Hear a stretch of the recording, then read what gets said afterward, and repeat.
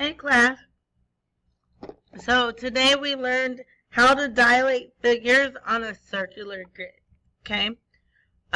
Dilation is when you are enlarging or reducing. So right here, this dilation of your pupil got larger, so it increased, okay? Now, if we were going from this pupil to this one, we would say it decreased. It was a smaller dilation. If the scale factor is more than 1, the dilation is going to get bigger. Okay, it's going to increase because 1 is its dilation, but so if is its original. If it is multiplied by 1.2, 1.5, or even a larger number of 2 or 3, it's going to get bigger. If it is between 0 and 1, it's going to get smaller. See how it's a lot smaller. In class, we talked about different dilations that we see every day.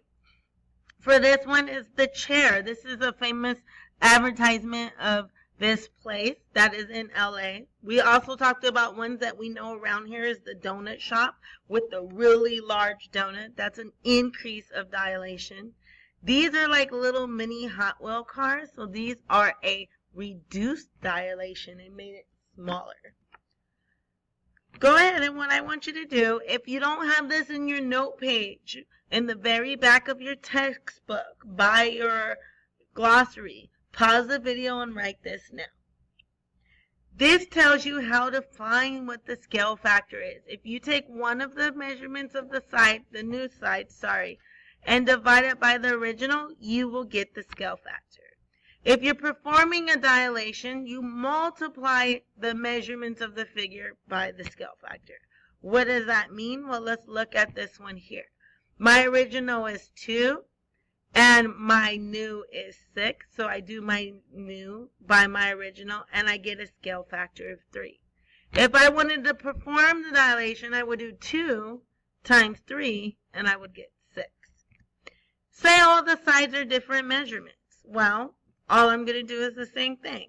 For example, I'll take the C to D. So I'm going to take the O to the new, and I'm going to get 1/2. Okay? My original is 10, and my new is 5. But notice, it went from bigger to smaller.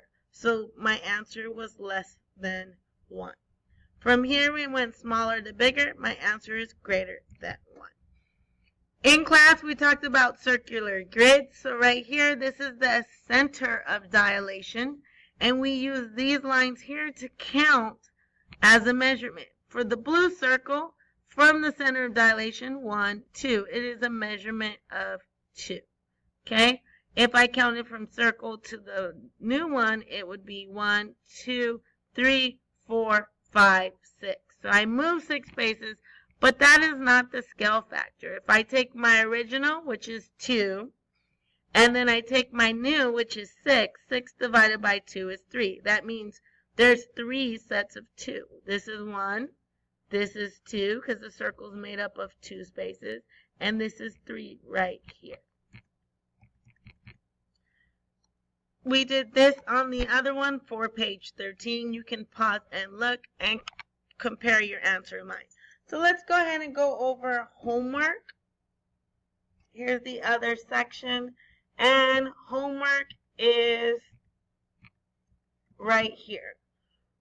It's asking you for a scale factor of 1/3. This is kind of blocked. So you're going to count from Q to F. I got 1, 2, 3. So if I want to do 1/3, all I'm going to do is 3 times 1/3. And find the scale factor. Another way is to take one portion of this 3. So I see I have one portion of this 3. If I counted H from Q, I would go 1, 2, 3, 4, 5, 6, 7, 8, 9. If I took 1/3 of 9, if I broke 9 into 3 spots, I would get 3. Okay, or 9 times 1/3, you put the 1 at the bottom and multiply across, get 9 divided by 3, and get 3. So drawing a straight line and marking it from 3 places will help. 1/3, I'm going to take one of the 3. 1/3 of 9, there's 9 places. I'm going to take 3.